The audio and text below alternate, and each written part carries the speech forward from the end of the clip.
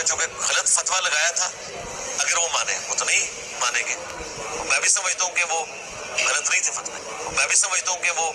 غلط نہیں تھے. آج کی گفتگو میں ہم المہند اور حسام الحرمین کے حوالے سے گفتگو کریں گے اور دلائل اور حقائق کی روشنی میں انشاءاللہ بتائیں گے کہ حسام الحرمین کتاب جو ہے اس کا پس منظر کیا ہے اور یہ کس طرح وجود میں آئی. تو یہ بات یاد رہے کہ حسام الحرمین علی منہر الکفر والمین، یہ کتاب حرمین طیبین مکہ و مدینہ کے بڑے بڑے اجلہ علماء محدثین اور اس وقت کے اکابر علماء اور مدرسین کی تصدیقات اور تقریضات ہیں جو انہوں نے امام احمد رضا بریلوی رحمۃ اللہ کی کتاب المعتمد المستند کے اوپر لکھی اور انہوں نے وہ تصدیقات کی ہیں. یہ کتاب ہے حسام الحرمین اور اس میں 35 علماء حرمین مکہ اور مدینہ کے 35 علماء کرام کے فتاوی جات اور ان کی تصدیقات ہیں امام اہل سنت رحمۃ اللہ کی یہ کتاب المعتمد المستند کے اوپر. اور یہ المعتمد المستند کتاب جو ہے اس میں کون سے فتوے تھے اور امام اہل سنت رحمۃ اللہ علیہ نے اس میں کن لوگوں پر شرعی گرفت کی ہے وہ سمجھنے کے بعد انشاءاللہ ہم آگے چلیں گے. اس کتاب میں امام اہل سنت رحمۃ اللہ علیہ نے اس وقت کے جو چند مولوی تھے دیوبندیوں کے جنہوں نے اپنی کتابوں میں نبی پاک صلی اللہ علیہ وآلہ وسلم کی بارگاہ اقدس میں گستاخی، توہین اور اہانت کا ارتکاب کیا اور گستاخانہ عبارات اپنی کتابوں میں لکھی، جن میں سے ایک ہے اشرف علی تھانوی. اور یہ اشرف علی تھانوی کی کتاب ہے حفظ الایمان. یہ کتاب حفظ الایمان ہے اور اس کے صفحہ نمبر 13 کی عبارت ہے. اور اس کے علاوہ یہ دوسری کتاب ہے تحذیر الناس من انکار اثر ابن عباس، بانی دارالعلوم دیوبند قاسم ننوتوی کی کتاب تحذیر الناس. اور اس کے علاوہ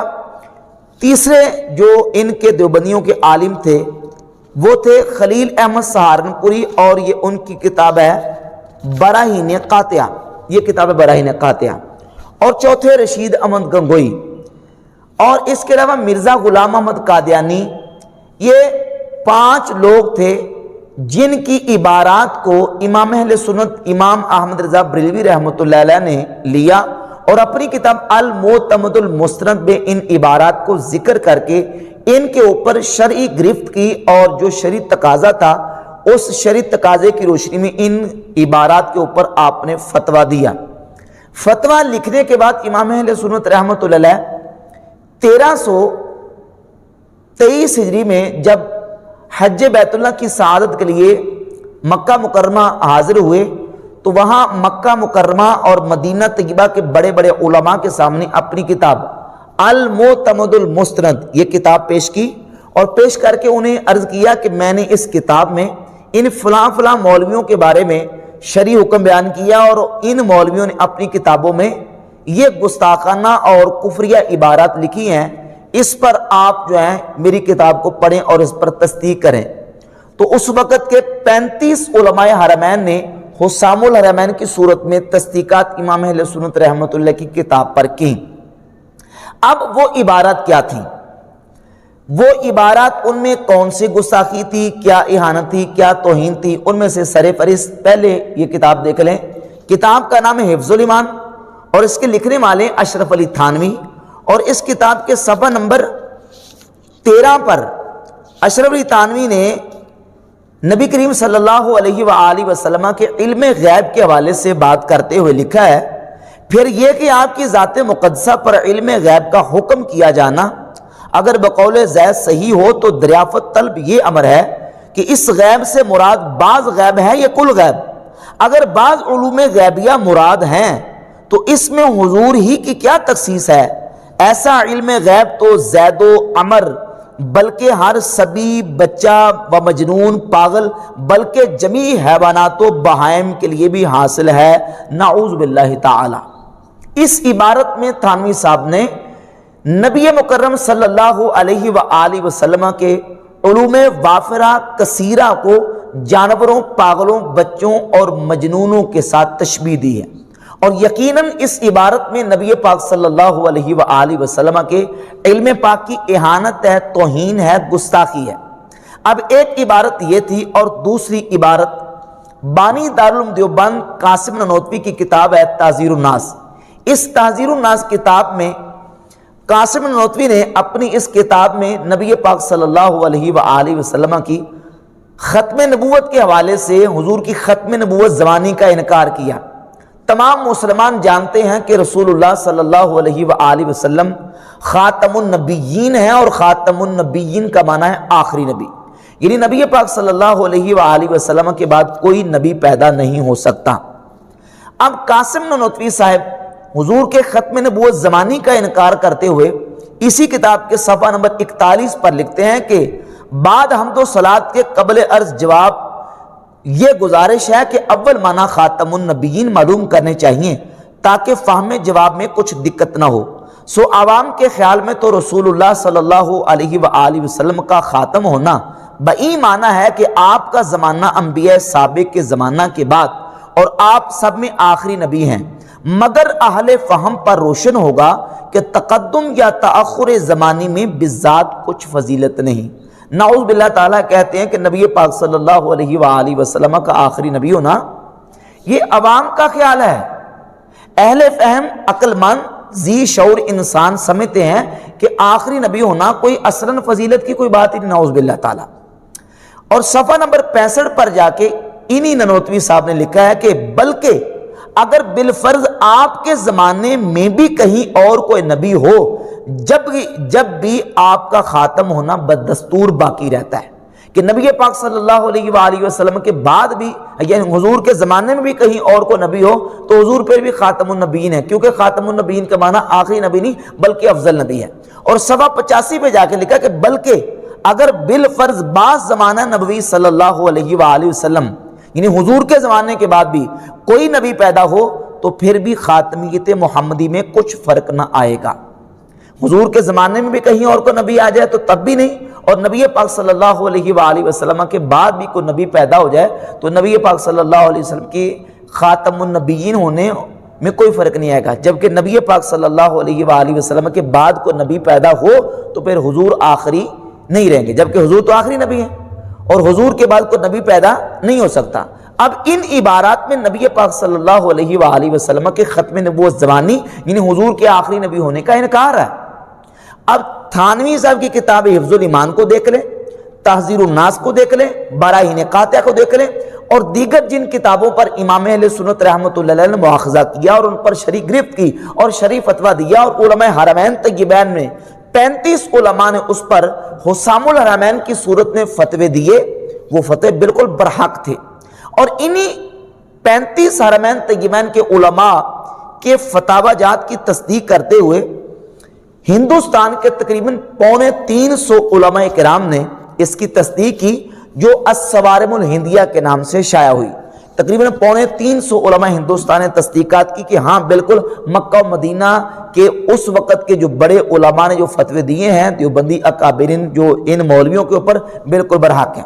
اب یہ ہے حسام الحرمین کی حقیقت کہ حسام الحرمین اصل میں 35 مکہ اور مدینہ طیبہ کے علماء کی تصدیقات اور ان کے فتاوی جات ہیں۔ امام اہل سنت امام احمد رضا بریلوی رحمۃ اللہ کے فتوے اور ان کی کتاب المعتمد المستند کی تصدیق اور تقریز میں۔ اب یہ تھی حسام الحرمین کی حقیقت اور اس کا پس منظر۔ اب سوال یہ پیدا ہوتا ہے کہ جن عبارات پر اور جن کتابوں پر امام احمد رضا بریلوی رحمۃ اللہ علیہ نے فتوے دیے ہیں اور جو انہوں نے عبارات سمجھ کے اس سے گستاخی سمجھا ہے کہ یہ توہین رسالت ہے، نبی پاک صلی اللہ علیہ وسلم کی گستاخی ہے اور اس سے حضور کی ختم نبوت کا انکار ہوتا ہے۔ سوال یہ پیدا ہوتا ہے کہ آیا ان عبارات سے جو اعلیٰ حضرت امام احمد رضا بریلوی نے سمجھا ہے مرزا جیلوی بھی یہی سمجھتا ہے یا کہ وہ نہیں سمجھتا؟ تو جب ہم مرزا کے ریسرچ پیپر نمبر 2 اندھا دھند پیروی کا انجام کو دیکھتے ہیں تو اس کے پیج نمبر 3 اور پیج نمبر 4 پر، پیج نمبر 3 پر علماء کا نظریہ نمبر 9 اور پیج نمبر 4 پر علماء کا نظریہ نمبر 18. یہ دونوں نظریے، علماء کا نظریہ نمبر 9، اس میں اشرف علی تھانوی کی کتاب حفظ الایمان کو پیش کیا، اور حفظ الایمان کی عبارت کو مرزا جیلمی نے غیر اسلامی مانا. اور اسی طرح نظریہ نمبر جو 18 ذکر کیا ہے اس میں یہ تحذیر الناس کی عبارت ہے جو کہ قاسم نوتوی بانی دیوبند کی عبارت ہے، اس کو نظریہ نمبر 18 کے تحت اس کو ذکر کیا، اور اس عبارت کو نبی پاک صلی اللہ علیہ وآلہ وسلم کی ختم نبوت کے منافی مانا ہے. اور اس کے مقابلے میں پھر قرآن مجید کی سورہ احزاب کی آیت نمبر 40 مرزا نے کوڈ کی ہے، ما کان محمد ابا احد من رجالکم ولکن رسول اللہ وخاتم النبیین. اب یہ آیت کوڈ کر رہا ہے قاسم نوتوی کی تحذیر الناس کی عبارت کے مقابلے میں. ظاہر ہے کہ اس آیت میں حضور علیہ الصلوۃ والسلام کا خاتم النبیین ہونا یعنی حضور کا آخری نبی ہونا بیان کیا گیا ہے، اور ننوتوی صاحب کی جو عبارت ہے تحذیر الناس کی وہ نبی پاک صلی اللہ علیہ وآلہ وسلم کی ختم نبوت حضور کے آخری نبی ہونے کے منافی ہے، حضور کے آخری نبی ہونے کے انکار میں ہے. اور پھر اسی عبارت ننوتوی کو ذکر کرنے کے بعد مرزا لکھتا ہے کہ اسی عبارت کو غلام احمد قادیانی نے بھی اپنی جھوٹی نبوت کی دلیل میں پیش کیا تھا. تو اب امام احمد رضا بریلوی رحمۃ اللہ علیہ نے تو یہ سمجھا کہ ان عبارات میں گستاخی اور نبی پاک صلی اللہ علیہ وآلہ وسلم کی ختم نبوت کا انکار ہے، اور مرزا جیلمی نے بھی یہی سمجھا ہے. یہی سمجھا تو اپنے ریسرچ پیپر نمبر 2 اندھا دھند پیروی کا انجام میں اس کو ذکر کر رہا ہے نا. اگر ان عبارات کو غیر اسلامی نہیں سمجھ رہا، یہ عبارتیں عین اسلامی ہیں، تو پھر ریسرچ پیپر نمبر 2 میں ذکر کرنے کا مطلب کیا؟ اب پھر جب بات آئی ویڈیو ریکارڈنگ کی یا اس کے اپنے لیکچر اور بیان کی، تو اس اپنے بیان میں بھی اس نے یہ کہا ہے کہ جو مولانا احمد رضا بریلوی نے علماء دیوبند کی عبارات پر فتوے دیے ہیں، میں بھی یہ سمجھتا ہوں کہ وہ فتوے غلط نہیں ہیں. ایک تو اپنا ریسرچ پیپر نمبر 2 میں ان عبارت کو نقل کر رہا ہے، دوسرا یہ کہہ رہا ہے کہ احمد رضا بریلوی صاحب کے فتوے غلط نہیں ہیں. جب فتوے بھی صحیح ہیں اور ان عبارات کو تم خود غیر اسلامی مان رہے ہو، تو پھر حسام الحرمین کے خلاف پراپیگنڈا کیوں کرتے ہو؟ پھر یہ ڈنڈورا کیوں پیڑتے ہو کہ حسام الحرمین میں مولانا احمد رضا بریلوی صاحب کے طوفانی فتوے؟ حالانکہ حسام الحرمین میں جو فتوے امام اہل سنت رحمۃ اللہ علیہ نے جو استفتاء کی صورت میں علماء حرمین کے سامنے ایک جو نا وہ دستاویزات کی صورت میں ان کے سامنے پیش کیا اور اپنا موقف پیش کیا ہے، وہ دلائل اور کتابوں کی روشنی میں. مثلا جو بندہ نبی پاک صلی اللہ علیہ وآلہ وسلم کی توہین اور گستاخی کرتا ہے، اور جو شخص نبی پاک صلی اللہ علیہ وآلہ وسلم کے آخری نبی ہونے کا انکار کرتا ہے، اس کا حکم کیا ہے؟ اس کا حکم شفا شریف میں، درر غرر، در محتار، بحر الرائق اور دیگر ہماری عقائد کی فقہ کی جو کتابیں ہیں اور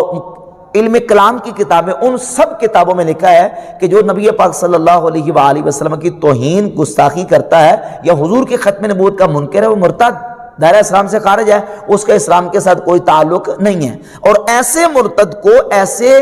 کافر کو کافر ماننا فرض ہے. جو ایسے کافر کو کافر نہیں مانتا وہ خود مسلمان ہی رہتا، کیونکہ ایسا کافر ضروریت دین کا منکر ہے. جو حضور کی ختم نبوت کا منکر ہے وہ ضروریت دین کا منکر ہے. جو نبی پاک صلی اللہ علیہ وآلہ وسلم کی توہین کرتا ہے وہ ضروریت دین کا منکر ہے. اور جو ضروریت دین کا منکر ہے ایسے کافر کو کافر سمجھنا ضروری ہے، اور جو نہیں سمجھے گا وہ پھر مسلمان نہیں رہے گا. اب سوال یہ پیدا ہوتا ہے کہ مرزا ان مولویوں کو جن کی عبارتوں کو اس نے اپنے ریسرچ پیپر نمبر 2 میں ذکر کیا ہے، گستاخ سمجھتا ہے کہ نہیں سمجھتا؟ اور تحذیر الناس کی عبارت کو ختم نبوت کا انکار سمجھتا ہے کہ نہیں سمجھتا؟ اگر سمجھتا ہے تو پھر حسام الحرمین کے ساتھ اختلاف کس چیز کا؟ حسام الحرمین کے خلاف پروپیگنڈا کس چیز کا؟ اور پھر اس حوالے سے میں ایک اور عبارت پیش کروں گا جو کہ اشد العذاب مولوی مرتضی حسن چاندپوری کی کتاب کے صفحہ نمبر 13 پر موجود ہے. ایک ہے کہ امام احمد رضا بریلوی رحمۃ اللہ علیہ نے ان مولویوں کی کتابوں سے جو معنی سمجھا گستاخی والا کہ یقیناً ان عبارات میں گستاخی ہے اور ختم نبوت کا انکار ہے، اور ایک مرزا کا یہ سمجھنا. اور ایک عبارت ہے اشد العذاب کی صفحہ نمبر 13 کی کہ مولوی مرتضی حسن چاندپوری یہ دیوبندیوں کے بہت بڑے مناظر تھے، وہ لکھتے ہیں کہ اگر خان صاحب کے نزدیک بعض علماء دیوبند واقعی ایسے ہی تھے جیسا کہ انہوں نے انہیں سمجھا، تو خان صاحب پر ان علماء دیوبند کی تکفیر فرض تھی، اگر وہ ان کو کافر نہ کہتے تو وہ خود کافر ہو جاتے۔ یعنی جو انہوں نے گستاخی والا معنی سمجھا ہے، ختم نبوت کے انکار والا معنی مولانا احمد رضا نے سمجھا ہے، اگر اس کے باوجود وہ ان مولویوں کی تکفیر نہ کرتے تو خود کافر ہو جاتے۔ اب رہ گئی بات یہ کہ آیا کہ جو احمد رضا صاحب بریلوی نے معنی سمجھا ہے وہ معنی ہے کہ نہیں؟ تو وہ معنی ہے اس میں گستاخی والا، اور مرزا خود مان رہا ہے۔ یا تو یہ نا کہ مرزا جیل میں اس کو مانے نہ کہ نہیں، اس میں گستاخی والا معنی نہیں ہے، اس میں ختم نبوت کے انکار والا معنی نہیں ہے، پھر تو وہ بات کرے۔ جب خود گستاخی والا معنی مان رہا ہے، خود اس میں ختم نبوت کا انکار مان رہا ہے، تو کیا ختم نبوت کا جو انکار کرنے والا ہے، جو نبی پاک صلی اللہ علیہ وآلہ وسلم کی بارگاہ اقدس میں توہین یا گستاخی کرنے والا ہے، اس کے گلے میں پھولوں کے ہاتھ ڈالے جائیں گے، اس کو اپریشیٹ کیا جائے گا، اس کو شاباشی دی جائے گی، اس پر جو شریف فتویٰ ہے وہ شریف فتویٰ اس پر دیا جائے گا۔ اور امام احمد رضا بریلوی رحمۃ اللہ علیہ نے وہی کام کیا ہے جو ان کا شریف فریضہ تھا اور جو شریف تقاضا تھا۔ اور پھر مکہ و مدینہ کے اس وقت کے علماء نے فتوے دیے، اور ہندوستان کے 350 علماء نے اس پر فتوے دیے۔ اب جب یہ حسام الحرمین کتاب وجود میں آئی، تو حسام الحرمین کتاب کے وجود میں آنے کے بعد اس کے بعد پھر المہند کتاب وجود میں آئی۔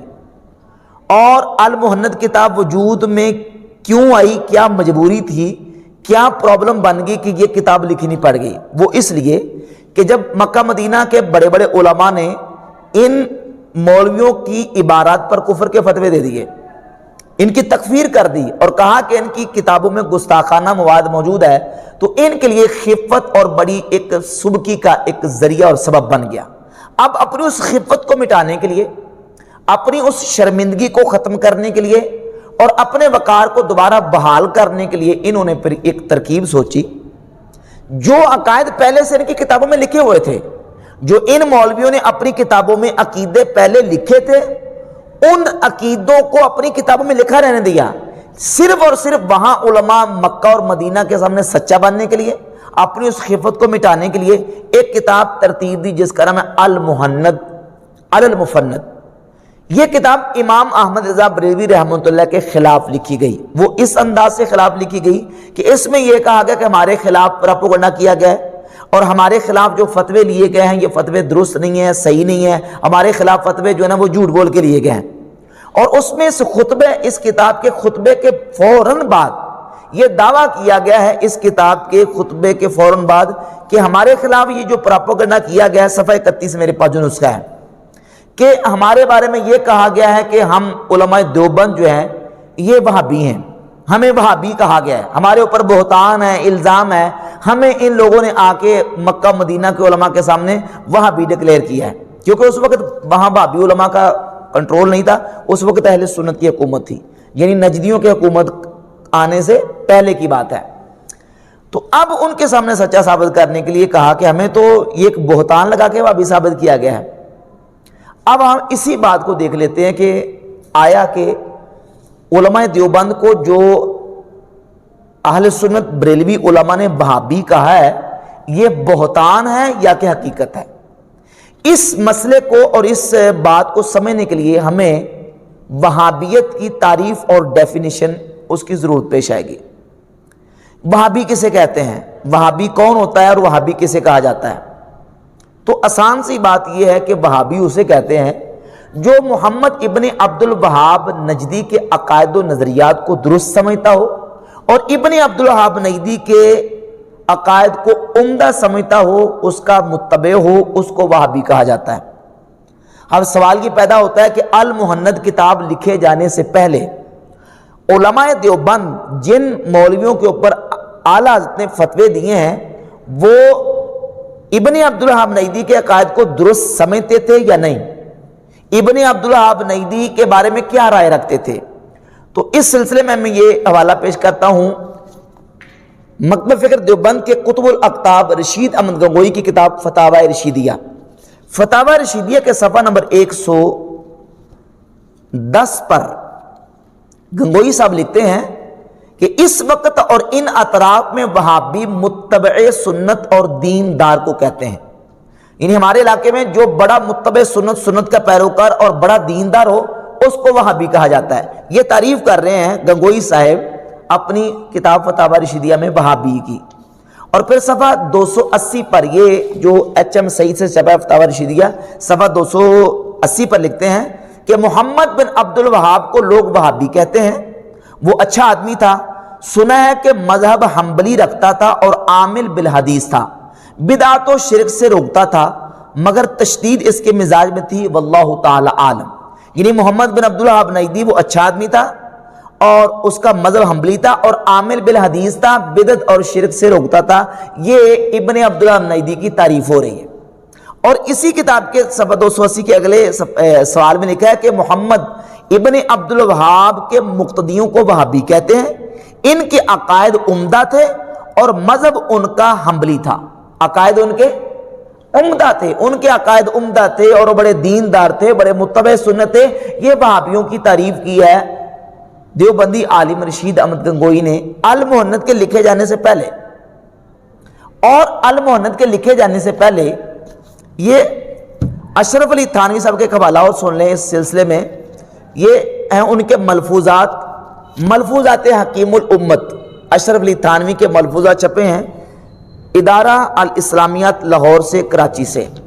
اس کی جلد نمبر 7 ہے اور جلد 7 کے صفحہ نمبر 80 پر ملفوظ نمبر 112 ہے۔ بیان کرتے ہیں تھانوی صاحب کہ اس سلسلہ گفتگو میں فرمایا کہ ایک صاحب بصیرت و تجربہ کہا کرتے تھے کہ ان دیوبندیوں وہابیوں کو اپنی قوت معلوم نہیں، کہ ان کو دیوبندیوں وہابیوں کو اپنی قوت معلوم نہیں، یہ اپنے کو ہیچ در ہیچ نکارا سمجھتے ہیں، مخالفین کو ان کی قوت معلوم ہے، یہی وجہ ہے کہ مخالفین ان پر حسد کرتے ہیں، دیوبندیوں وہابیوں کو۔ اور اگلی جو عبارت ہے ملفوظات حکیم الامت کی، اس کی جلد نمبر 2 صفحہ 75 اور ملفوظ نمبر 112 ہے۔ تھانوی صاحب خود بیان کرتے ہیں، یعنی تھانوی صاحب کو لوگوں کو وہابی بنانے کا اتنا شوق تھا، تھانوی صاحب کہتے ہیں کہ اگر میرے پاس 10,000 روپیہ ہو، سب کی تنخواہ کر دوں، پھر دیکھو خود ہی سب وہابی بن جائیں گے۔ تھانوی صاحب کو اتنا شوق تھا لوگوں کو وہابی بنانے کا کہ وہ کہتے ہیں میرے پاس 10,000 روپیہ ہو تو میں 10,000 روپے سے لوگوں کی تنخواہ کر دوں، تنخواہ لگا دوں اور اس سے لوگ وہابی بننا شروع ہو جائیں۔ تو تھانوی صاحب نہ صرف وہابی تھے بلکہ وہابی گر تھے، وہابی بنانے والے تھے۔ اور اب یہ حوالے جو ہے یہ بالکل واضح کرتے ہیں کہ علماء دیوبند المہند کتاب لکھے جانے سے پہلے ابن عبد الوہاب نجدی کی تعریف بھی کرتے تھے، اس کی تائید بھی کرتے تھے اور اس کے عقائد کو عمدہ کہتے تھے، اور کہتے تھے یہ بڑا متبع سنت ہے یہ لوگ، اور یہ شرک و کفر اور بدعت کا رد کرتے ہیں اور یہ بڑے دیندار لوگ ہیں۔ اور آج بھی علماء دیوبند بڑے بڑے علماء مناظرین کے موجود ہیں، انہوں نے باقاعدہ کتابیں لکھی ہیں ابن عبد الوہاب نجدی کے دفاع میں، اس کے حق میں کتابیں لکھتے ہیں۔ اور جب بات آئی المہند کی، مکہ و مدینہ کے اس وقت کے اہل سنت علماء کے سامنے اپنی صفائی پیش کرنے کی، اپنی خفت مٹانے کی، تو اس کتاب المہند میں خلیل احمد سہارنپوری نے اس کے صفحہ 60 پر ابن عبد الوہاب نجدی کے بارے میں جو رائے قائم کی ہے وہ ذرا سماعت فرمائیں۔ اور وہ وہی بات ہے، عبارت ہے جو امام شامی رحمۃ اللہ علیہ نے، جو کہ فقہ حنفی کی کتاب ہے، اس فتاوی شامی میں ابن عبد الوہاب نجدی کے بارے میں لکھا ہے کہ ابن عبد الوہاب نجدی اور اس کی تحریک یہ خارجیوں کا ایک گروہ ہے اور یہ اپنے علاوہ باقی مسلمانوں کو مشرک سمجھتے ہیں اور یہ جو ہے نا مسلمانوں کا خون بانا حلال سمجھتے ہیں۔ وہی فتاوی شامی کی عبارت یہاں خلیل احمد سہارنپوری نے نقل کر دی۔ پہلے کیا لکھا ہے کہ ابن عبد الوہاب نجدی بڑا متبع سنت اور دیندار لوگ ہیں اور اس کے عقائد عمدہ تھے، اور اب جا کے جب المہند کی باری آئی وہاں علماء کے سامنے سچا ثابت ہونے کی، تو وہاں لکھ دیا کہ ابن عبد الوہاب نجدی جو ہے اس کی تحریک یہ تو خارجی لوگ ہے۔ یہ ایک دوگلا پالیسی کی میں نے آپ کے سامنے مثال رکھی ہے۔ جہاں تک بات ہے امام احمد بریلوی رحمۃ اللہ کی، ان کو وہابی کہنے کی اور یہ کہنا کہ انہوں نے ہمارے اوپر اتہام اور تہمت لگائی ہے، یہ بالکل بات غلط ہے۔ ان کا علماء دیوبند کو وہابی کہنا، خود علماء دیوبند اپنی زبانی اپنے آپ کو وہابی لکھ رہے ہیں، خود کہہ رہے ہیں کہ ہمارے پاس 10,000 روپیہ، اور تھانوی صاحب کہتے ہیں میں لوگوں کی تنخواہ لگا دوں اور لوگوں کو وہابی کر لوں۔ اور یہ ایک مثال ہے۔ اچھا دوسری مثال سمجھیں کہ یہ فتاوی رشیدیہ ہے۔ فتاوی رشیدیہ میں رشید احمد گنگوئی دیوبندی کتب الاقطاب جن کو لکھتے ہیں، ان سے پوچھا گیا، صفحہ 130 اور 31 پر موجود ہے کہ محفل میلاد کے بارے میں کہ جو میلاد کی محفل مسلمان کرتے ہیں، آیا یہ میلاد کی محفل کرنا جائز ہے کہ ناجائز ہے؟ تو گنگوئی صاحب لکھتے ہیں کہ انعقاد مجلس مولود، یعنی میلاد کی محفل، انعقاد مجلس مولود ہر حال ناجائز ہے، ہر حال میں ناجائز ہے، کسی صورت میں جائز نہیں ہے۔ اور پھر صفحہ 131 پر لکھتے ہیں کہ سوال یہ ہوا کہ محفل میلاد جس میں روایات صحیحہ پڑھی جائیں اور لاف و گزاف اور روایت موضوع اور کاذبہ نہ ہوں، شریک ہونا کیسا ہے؟ جس میلاد کی محفل میں جھوٹی روایتیں نہ ہوں اور اس طرح کی جو نا وہ غلط قسم کی روایتیں، موضوع قسم کی روایتیں نہ پڑھی جائیں، صحیح روایتیں پڑھی جائیں، میلاد کی محفل ہو تو اس میں شریک ہونا جائز ہے یا ناجائز، کیسا ہے؟ تو گنگوئی صاحب لکھتے ہیں کہ ناجائز ہے بسبب اور وجوہ کے، یعنی ہر صورت میں ہر حالت میں ناجائز ہے۔ اب یہ تھا عقیدہ علماء دیوبند کا المہند لکھے جانے سے پہلے، اور جب یہ کتاب المہند لکھی گئی تو خلیل احمد سہارنپوری نے وہاں علماء حرمین کے سامنے سچا ثابت ہونے کے لیے اور اپنی خفت مٹانے کے لیے اس کتاب کے صفحہ نمبر 123 پر لکھا کہ بالکل ہم تو میلاد کی محفل کو جائز سمجھتے ہیں۔ پہلے کیا لکھا؟ ہر حالت میں ناجائز ہے، اور اب المہند میں کیا لکھا کہ ہم اس کو جائز سمجھتے ہیں۔ اب ایک اور تیسری اس کی مثال سمجھ لیں کہ یہ صرف اپنی خفت مٹانے کے لیے المہند دفع الوقتی کے لیے لکھی گئی ہے۔ وہ تیسری مثال ہے کہ آپ تقویۃ الایمان کتاب اٹھا کر دیکھ لیں، فتاوی رشیدیہ اٹھا کر دیکھ لیں، علماء دیوبند کی کتابوں میں اصحاب قبور سے فیض لینا اور ان کی ارواح سے استمداد یا استعانت یا استغاثہ، اس کو باقاعدہ انہوں نے شرک لکھا ہے۔ لیکن چونکہ اس وقت مکہ مدینہ میں اہل سنت علماء تھے، استغاثے کو، استشفاء کو وہ جائز سمجھتے تھے، اور جو اس کا منکر تھا وہ اس کو وہابی سمجھتے تھے۔ اب ان کے سامنے جب اپنا سنی ہونا ثابت کرنا تھا تو ان کے سامنے بالکل واضح طور پر اس کتاب کے صفحہ 58 پر خلیل احمد سہارنپوری نے لکھا ہے کہ اب رہا مشائخ کی روحانیت سے استفادہ اور ان کے سینوں اور قبروں سے باطنی فیوز پہنچنا، سو بے شک صحیح ہے، مگر اس طریق سے جو اس کے اہل اور خواص کو معلوم ہے، نہ اس طرز سے جو عوام میں رائج ہے۔ یعنی کہتے ہیں اصحاب قبور سے روحانی اور باطنی سینہ بسینہ فیض لینے کو بھی ہم جائز سمجھتے ہیں۔ پہلی کتاب میں شرک لکھا، اس کو بدعت لکھا، اور اب علماء حرمین کے سامنے سچا ثابت ہونے کے لیے، دفع الوقتی کے لیے، اپنی خفت مٹانے کے لیے کہہ دیا کہ ٹھیک ہے جی ہم اس کو جائز سمجھتے ہیں۔ تو یہ ہے المہند کی حالت اور یہ اس کی حقیقت ہے، جبکہ بحمد تعالیٰ اللہ کے فضل و کرم سے یہ دوغلا پالیسی آپ اہل سنت بریلویوں میں نہیں دیکھیں گے۔ اللہ کے فضل و کرم سے جو ہمارے امام نے اور اہل سنت کے بڑے علماء نے اس وقت فیصلہ دیا، ہم آج بھی اسی پر کھڑے ہیں، ہم آج بھی اسی پر کھڑے ہیں۔ لیکن جو فیصلہ، جو فتویٰ جس انداز سے دیا گیا، جن مولویوں کے بارے میں فتویٰ دیا گیا، بحمد تعالیٰ ہم اسی پر کھڑے ہیں۔ نہ ہمارے اندر منافقت ہے، نہ دوغلا پالیسی ہے، نہ دوغلا پن ہے، نہ ہمارے اندر چاپلوسی ہے۔ اللہ کے فضل و کرم سے ہمارا چونکہ ایمان عقیدے کا مسئلہ ہے، اور نبی پاک صلی اللہ علیہ وآلہ وسلم کی جو نا وہ شان اقدس کا مسئلہ ہے، حرمت رسول کا مسئلہ ہے، حضور کی ختم نبوت کا مسئلہ ہے، تعظیم مصطفیٰ اداب رسالت کا مسئلہ ہے۔ جو نبی پاک صلی اللہ علیہ وسلم کی ذات اقدس کی توہین یا گستاخی کرے گا، یا حضور کی ختم نبوت، حضور کے آخری نبی ہونے کا منکر ہوگا، وہ چاہے کوئی ہو، بریلوی ہو یا دیوبندی، لیگی ہو یا نیچری، وہ چاہے وہ ندوی ہو یا کوئی اور ہو، اپنا ہو یا بیگانہ ہو، کوئی ہو، ہم اس مسئلے میں اپنے پرائے کا کوئی امتیاز اور فرق اللہ کے فضل و کرم سے نہیں کرتے۔ تو جس طرح ہمارے اکابرین کھڑے تھے، آج اتنے سال گزرنے کے بعد بھی ہم بحمد تعالیٰ اسی پر کھڑے ہیں۔ ہم یہ نہیں کہ پہلے کچھ اور کہتے ہیں بعد میں کچھ اور۔ ایک جگہ پہ امام احمد رضا بریلوی کو یہ لوگ جو ہے وہ پتہ نہیں کس طرح زد و کوب کرتے ہیں، اور دوسری جگہ پہ کہتے ہیں نہیں جی ہم تو بڑا تعظیم کے ساتھ، احترام کے ساتھ نام لیتے ہیں۔ آج بھی ان کے مناظرین کا حال دیکھ لیں۔ تو اب رہ گئی بات مرزا انجینئر کی۔ انجینئر جو ہے یہ اس مسئلے میں وہ کس مقام پہ کھڑا ہے؟ یہ اس کا ریسرچ پیپر نمبر 2 ہے۔ اس میں انہی عبارتوں کو جن کو امام احمد بریلوی رحمۃ اللہ علیہ نے گستاخانہ اور کفریہ قرار دیا ہے، ان کو نقل بھی کیا ہے، اور خود یہ کہا بھی اس نے کہ میں حسام الحرمین کے فتوے کو غلط نہیں کہتا، احمد رضا بریلوی صاحب کے فتوے کو غلط نہیں کہتا۔ جب فتوے کو غلط نہیں کہتے، عبارتوں کو تم خود غیر اسلامی مان رہے ہو اور ان کو مان رہے ہو کہ یہ اس میں جو نا وہ ختم نبوت کا انکار ہے، توہین رسالت ہے، تو پھر چاپلوسی کو کرتے، پھر حسام الحرمین کے خلاف بولتے کیوں؟ اب مرزا دجل یہاں یہ کرتا ہے کہ حسام الحرمین میں امام اہل سنت رحمۃ اللہ علیہ نے جو عربی کتابوں سے جو فتاوے نقل کیے ہیں کہ گستاخ رسول کے حوالے سے اور ختم نبوت کے منکر کے حوالے سے، وہ عبارت دکھاتا ہے اور اس میں اپنی طرف سے پچر لگاتا ہے۔ وہ آپ بالخصوص اس میں سے جو حسام الحرمین ہے اس کا صفحہ نمبر 76 ہے، اس 76 نمبر صفحہ نکال لیں، یہاں پڑھی تھی، یہ کتاب ہے حسام الحرمین چھپی جو اردو میں، اس کا صفحہ نمبر 76 ہے۔ یہی صفحہ جو ہے وہ اس کا سکین پیج دکھاتا ہے۔ اس میں یہ تو ضرور ہے کہ جو ختم نبوت کے منکرین ہیں اور نبی کریم صلی اللہ علیہ وآلہ وسلم کی توہین گستاخی کرنے والے، ان پر یہی حکم ہے کہ وہ دائرہ اسلام سے خارج ہیں اور ان کا اسلام کے ساتھ کوئی تعلق نہیں ہے۔ لیکن آگے پچر یہ لگاتا ہے، وہ کہتا جی کہ وہ سب واجب القتل ہے، حالانکہ وہ صفحہ نمبر 76 پر نہ تو واجب القتل ہونے کی کوئی بات ہے، بلکہ اسی کتاب یہ دیکھیں حسام الحرمین جس کا یہ سکین پہ دکھاتا ہے، اس کے صفحہ نمبر 103 پر اعلیٰ رحمۃ اللہ نے لکھا ہے کہ جان لیجئے کہ دنیا میں گردنیں مارنا، یعنی کسی کو قتل کرنا اور شرعی حدود کو نافذ کرنا،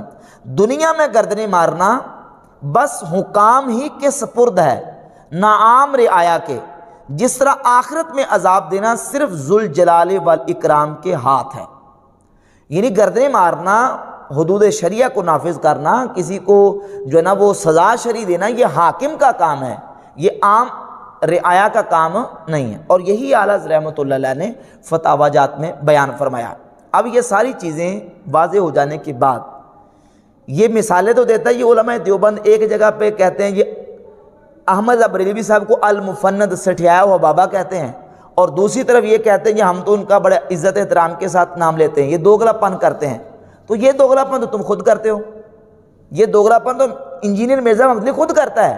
کہ ایک طرف اپنے ریسرچ پیپر نمبر 2 میں انہی علماء دیوبند کی عبارات کو غیر اسلامی، غیر شرعی ثابت کرتا ہے، اور دوسری طرف یہ کہتا ہے کہ حسام الحرمین کا فتویٰ جو ہے میں اس کو غلط نہیں کہتا، اور تیسری جگہ پہ یہ کہتا ہے کہ دیکھیں جی احمد رضا بریلوی صاحب کے طوفانی فتوے اتنے سخت فتوے دیتے